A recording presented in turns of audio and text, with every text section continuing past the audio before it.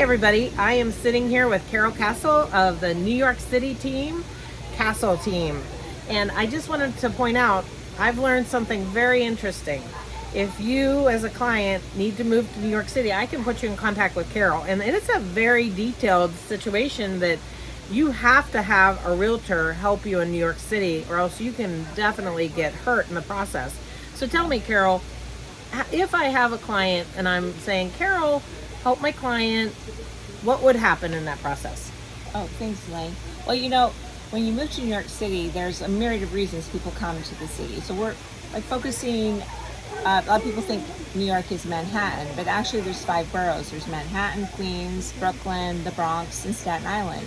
And the 5 boroughs make up New York City. And every borough is like its own little country and area, and every borough has a numerous of different kinds of neighborhoods and different kinds of apartments. And so let's say you're going to come and you're sending your kid to college. That's a very common thing that's going to happen. So people call my husband and I the New York real estate mom and dad. So they'll send us kids that are coming to college, like help our students, and they'll go on to like online places and they think they can find an apartment. But here's the problem. There's 20,000 real estate agents in New York City, and there's probably 5,000 apartments. The 20,000 agents are all renting the same apartments, but they make them look like they're different apartments, but they're not. They're the same apartments. And so it's very hard to tell if you're really renting a real apartment. And there's certain rules, and not everybody follows the same rules. So for example, we had a person call us, a parent, and they said, my daughter gave this guy a $500 deposit, and now he says the apartment's not available, and now he says she has to work with him and he won't give her back her $500. So bad, too bad. She lost her $500. The guy was, he did something illegal, and nobody's going to prosecute him because it's less than $2,000. So he just basically sold her $500. So you need reputable people negotiating and taking care of you. So basically, in New York City, there are different kinds of apartments. There's fee apartments, no fee apartments, there's co-brokes, there's owner, there's residential, there's corporate leases, and there are slumlords that never take care of their buildings. There are illegal apartments that don't have certificate of occupancies.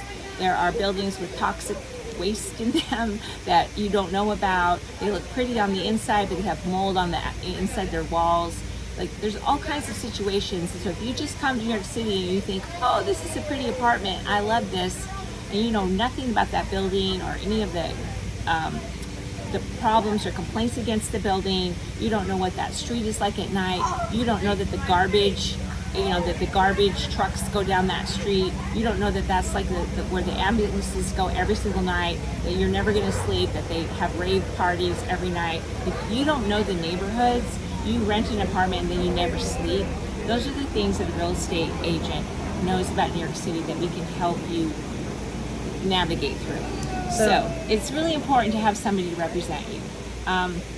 When you rent an apartment, it's like buying a house anywhere else. In New York City, you will need lots of paperwork. You will need a letter of employment. You will need a college. If you're going to college, you'll need like all the paperwork showing you're going to college. You will need to make 40 times the rent. Wow. You will need 80 times the rent if you have a guarantor. You will need bank statements. It's like buying a house. You will need first month's rent, first month deposit, a broker fee, which could be 1 month to 15% aggregate month rent, which is a month and a half. So let's say you're renting an apartment, it's $3,000 a month. You basically are going to have to come up with like $15,000, $20,000 to rent an apartment in New York City. So you can't just show up and go, hey, I got $5,000, I want to rent an apartment. It doesn't work like that. So before people come to New York City, I say, call us, let's see what you have, let's see what we can figure out. Some people will show up here, they'll come in and stay in an Airbnb, and they never get out of the Airbnb because they never have enough money to ever rent an apartment, which is a really scary place because there's a lot of illegal Airbnbs in New York City.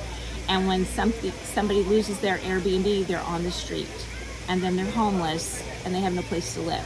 You don't want to be in that situation. No. So you want to call us. Now, if you're going to come into the city and buy a house, the good news is we are in a buyer's market.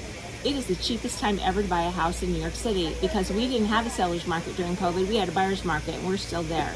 It is the cheapest time to buy awesome. a house. There are 528 properties below $250,000 Really? in Manhattan right now.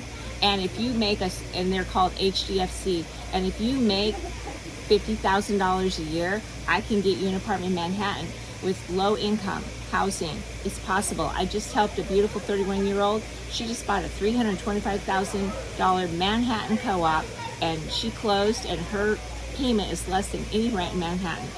That's amazing. Anybody can own a house in Manhattan. You just have to know the right realtor to help you find that house. She's the right person, guys. Call me. I'm going to definitely put you in contact with Carol. This is fascinating. This is nothing like Pennsylvania, and I thank you so much. Have a great day, and thanks for listening.